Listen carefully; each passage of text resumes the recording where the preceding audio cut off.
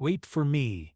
The rusted hinges groaned in protest as Jake Matthews pushed open the weathered door of the abandoned cabin. Dust motes danced in the shaft of late afternoon sunlight that cut through the musty interior, illuminating cobwebs that draped the corners like forgotten lace curtains. He had been tracking a stray calf for the better part of 3 hours through the dense pine forest that bordered his ranch, following hoofprints and broken branches deeper into territory he rarely visited.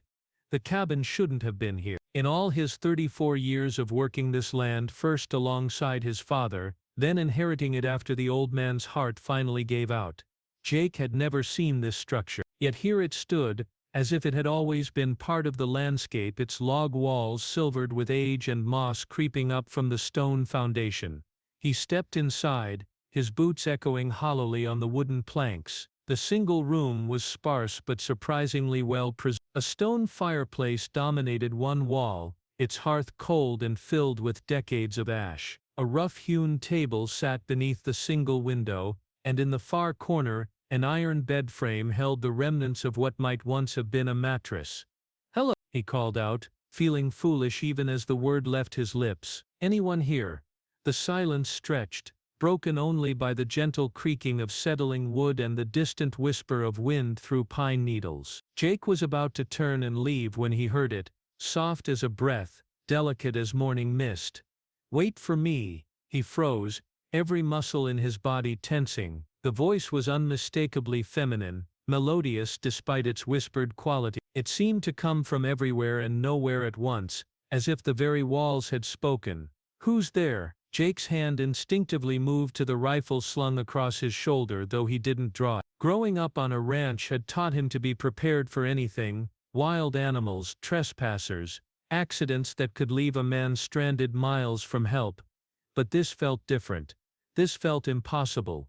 Movement in his peripheral vision made him turn toward the corner where the bed sat. At first he thought it was merely a trick of light and shadow, the way afternoon sun filtered through the grimy window and cast dancing patterns on the wall. But then she stepped forward and Jake's breath caught in his throat. She was beautiful in a way that seemed to belong to another era entirely. Her hair fell in dark waves past her shoulders, framing a face with high cheekbones and eyes the color of summer storm. She wore a simple white dress that looked handmade, with tiny buttons running from the high collar to the fitted waist. Despite the cabin's obvious abandonment, both she and her clothing appeared pristine, untouched by dust or time. "You came," she said, and her voice held a note of wonder, as if she hadn't quite believed it would happen.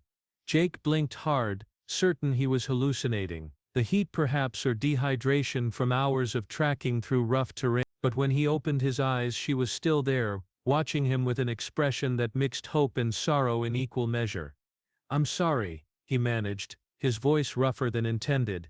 "I didn't know anyone lived here. I was looking for a stray calf and—" "No one lives here," she interrupted gently. "Not anymore, but I've been waiting." "Waiting for what?" Her smile was sad and beautiful. "For you." Jake felt his rational mind struggling to process what he was seeing and hearing. He'd always been a practical man, someone who dealt in concrete realities: cattle prices, weather patterns, the endless cycle of ranch work that defined his days. Ghosts and spirits belonged in campfire stories, not in his real world. "What's your name?" he asked, taking a cautious step closer. "Elena," she replied. "Elena Prescott. And you're Jake Matthews, from the Double M Ranch." The fact that she knew his name sent a chill down his spine. "How do you—" "I know many things," Elena said softly. "I know your father built that ranch from nothing, working from dawn to dusk until his hands were raw and his back bent. I know your mother died when you were 12 and that you still keep her Bible on your nightstand even though you haven't opened it in years. I know you wake up every morning before sunrise and walk to the eastern pasture to watch the sun come up, the way your father taught you." Jake's mouth went dry. These weren't things a stranger could know, details he'd never shared with anyone. "That's impossible."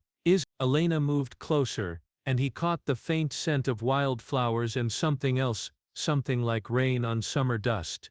"I've been watching over this land for longer than you might imagine, watching and waiting." "Waiting for what?" he repeated. though part of him was afraid to hear the answer. Elena's expression grew distant, as if she were looking at something far beyond the cabin walls. My story begins long before yours, Jake Matthews. I came to this valley in 1887 with my husband, Thomas. We were young and full of dreams, ready to build a life in this wild country. Thomas was a good man, kind, hard-working, everything a woman could want in a husband. She moved to the window, gazing out at the forest beyond. We built this cabin together, log by log, stone by stone. It was going to be temporary, just until we could afford to build something grander. But it became our world, our sanctuary from the harsh realities of frontier life. Jake found himself drawn into her story despite his confusion and growing unease. What happened? The winter of 1889 was brutal, Elena continued, her voice taking on a distant quality. The worst anyone could remember. Snow piled against the windows, and the wind howled like tortured souls. We were cut off from the nearest town for months, living on what we'd stored and what Thomas could hunt. She turned back to him, and Jake saw tears glistening in her storm-gray eyes. Thomas went out one morning in February, following deer tracks he'd spotted near the creek. The storm came up suddenly, the way they do in these mountains. I waited and waited, but he never came home. I'm sorry, Jake said quietly, and meant it. I searched for days once the storm passed, calling his name until my voice was raw. I found him finally, at the bottom of Eagle's Ravine 3 miles from here. The snow had hidden the edge, and he'd walked right over it in the whiteout. Elena's composure began to crack, revealing the depth of grief that lay beneath her serene exterior. I couldn't leave him there, couldn't bear the thought of the wolves and ravens finding him, but I also couldn't move his body alone. So I stayed with him through that last cold night, holding his hand and promising him I would wait, that I would always wait. Jake felt a chill that had nothing to do with the cooling air. Elena, they found us both when the spring thaw came, she continued, her voice now barely above a whisper. The townspeople, wondering why we hadn't come for supplies. Thomas at the bottom of the ravine, and me beside him, frozen as if I were sleeping. The rational part of Jake's mind screamed that this was impossible, that dead people didn't walk and talk and tell their story. But looking at Elena, seeing the pain in her eyes and the way the dying light seemed to pass through her like she was made of morning mist, he found his skepticism crumbling. You're telling me you're... He couldn't bring himself to say the word. Dead? Elena's laugh held no humor. In the way most people understand it, yes, but death, I've learned, isn't always the ending we expect it to be. Sometimes it's just a different kind of waiting. Jake ran a hand through his hair, trying to process what he was hearing. But why? Why are you still here? Because I made a promise, Elena said simply. I told Thomas I would wait for him, and I have. For more than a century I've waited in this place where we were happiest, watching the seasons change and the forest grow, watching families come and go from the valley below, including mine, Jake realized. Elena nodded. Your great-grandfather was the first to settle in the lower valley. I watched him build his homestead, watched your grandfather expand it, watched your father turn it into the ranch it is today. I've watched 3 generations of Matthews men work this land, and I've seen how the isolation weighs on them. She moved closer again, and Jake found he couldn't step away. You're lonely, Jake, just as I've been lonely. You work from sunrise to sunset, you care for your cattle and your land, but you have no one to share it with, no one who understands what this place means to you. That doesn't mean I'm ready to... Jake trailed off, unsure what he was even refusing. I'm not asking you to die, Elena said with gentle amusement. I'm asking you to live, really live, perhaps for the first time. I don't understand. Elena reached out as if to touch his face, and though Jake felt no physical contact, he sensed a warmth that seemed to emanate from her very being. This valley holds more magic than most people ever realize. It's a place where the boundary between worlds grows thin, where love and longing can bridge even the gap between life and death. You're talking about magic like it's real, isn't it? Elena challenged gently. You've lived here all your life, Jake. Haven't you ever stood in the eastern pasture at dawn and felt something larger than yourself moving through the land? Haven't you ever heard voices in the wind, or seen shadows that moved independently of their owners? Jake fell silent, because the truth was that he had experienced such things. He'd always dismissed them as tricks of light and sound, the product of too much solitude and too little sleep. But now, faced with Elena's impossible presence, he found himself reconsidering everything he thought he knew about the world. "What are you asking of me?" he said finally. "Stay," Elena said simply. "Not forever, but for tonight. Let me show you what this place really is, what it could be. Let me share with you the magic I've discovered in all my years of waiting." Jake looked around the cabin again, seeing it with new eyes. In the growing twilight,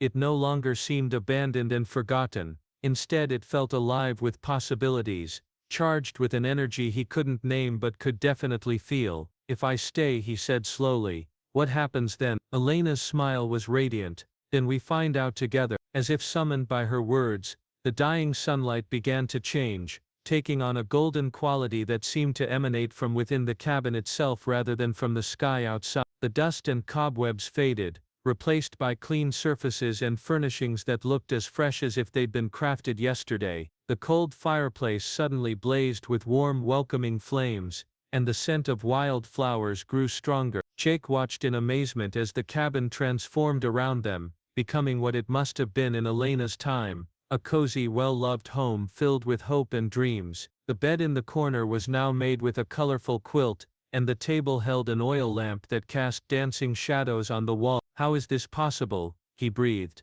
"Love," Elena said simply. "Love and longing and the refusal to let go of what matters most. I've held this place in my heart for so long that it's become more real than reality itself." Jake felt himself being drawn deeper into the enchantment, his practical concerns fading like smoke in the wind. Here was beauty and wonder beyond anything he'd ever imagined, offered freely by a woman whose very existence defied everything he thought he knew about life and death. "I don't know if I can handle this," he admitted. Elena's expression grew gentle and understanding. "You don't have to carry it alone. That's what I'm trying to tell you, Jake. You've been carrying everything alone for so long, the ranch, the memories, the loneliness, but you don't have to anymore." She moved to the fireplace, her movements graceful and unhurried. "My Thomas was a good man, but he's been gone for over a century. I think maybe it's time for me to stop waiting for the past and start embracing the present." "What does that mean?" Elena turned back to him, and in her eyes Jake saw not just the echo of old grief, but the spark of new hope. "It means that maybe I've been waiting for the wrong thing all this time. Maybe I wasn't meant to wait for Thomas to return. Maybe I was meant to wait for someone who could help me learn to live again." The full implication of her words hit Jake like a physical blow. "You're talking about us, about a relation between a living man and between two souls who have found each other across the impossible," Elena finished. "Yes." Jake stared at her, his mind reeling. Everything about this situation should have terrified him, should have sent him running back to the familiar reality of his ranch and his cattle and his solitary life. Instead, he found himself considering her words, weighing them against the deep loneliness that had been his constant companion for years. "I need time to think about this," he said finally. Elena nodded, her expression serene. "Of course, I've waited this long, I can wait a little longer." "But not here," Jake said, glancing around the transformed cabin. "I need to be in my own space, with familiar things around me." "I understand." Elena moved toward him, and once again he felt that strange warmth radiating from her presence. "But know this, Jake Matthews, whatever you decide, you've already changed my existence simply by being here, by seeing me and hearing my story. For the first time in over a century, I feel truly alive." Jake felt something shift in his chest, a loosening of knots he hadn't even realized were there. "Elena, go," she said gently. "Go home and think about what I've offered. But remember, some opportunities don't come twice. Some magic once dismissed, never return." Jake nodded slowly, then turned toward the door. As his hand touched the wooden handle, he looked back one final time. Elena stood by the fireplace, beautiful and ethereal in the dancing light, her eyes fixed on him with an expression of infinite patience and hope. "Wait for me," he said, echoing her first words to him. Elena's smile could have lit up the darkest night. "Always." Jake stepped out into the cool evening air, and when he turned back, the cabin had returned to its abandoned state, dark windows, sagging roof, weeds growing up through the front steps, but he could still smell wildflowers on the breeze, and he knew that Elena was still there waiting in her own version of reality. The walk back to his ranch gave him time to think, but his thoughts kept circling back to the same impossible truth. he believed, despite everything his rational mind told him, despite a lifetime of practical thinking and concrete problems, he believed that Elena Prescott was exactly who and what she claimed to be. More than that, he was already planning his return. The Double M Ranch looked exactly as he'd left it that morning: sturdy buildings, well-maintained fences, cattle dotting the pastures in the growing dusk. But it felt different now, as if he were seeing it through new eyes. The loneliness he'd carried for so long seemed sharper now, thrown into stark relief by the brief taste of connection he'd experienced with Elena. That night Jake lay in his bed staring at the ceiling,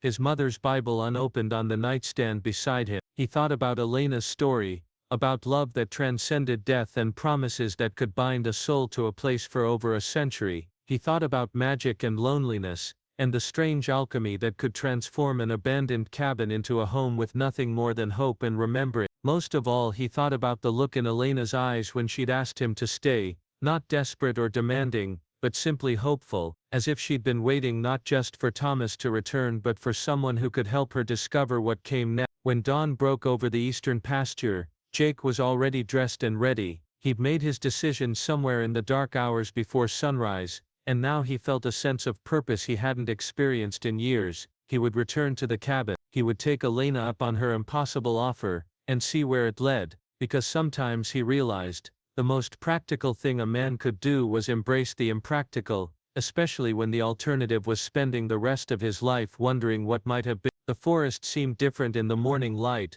alive with birdsong and the rustle of small creatures in the underbrush. Jake found the cabin easily, as if his feet remembered the path without conscious direction from his mind. The door stood slightly ajar, and warm golden light spilled out from within. Jake could smell coffee brewing and something wonderful cooking over an open fire. He could hear Elena humming softly, a melody that seemed to dance on the morning breeze. He pushed open the door and stepped inside, ready to discover what wonders awaited in a love that defied death itself. "I've been waiting," Elena said, turning from the stove with a smile that welcomed him home.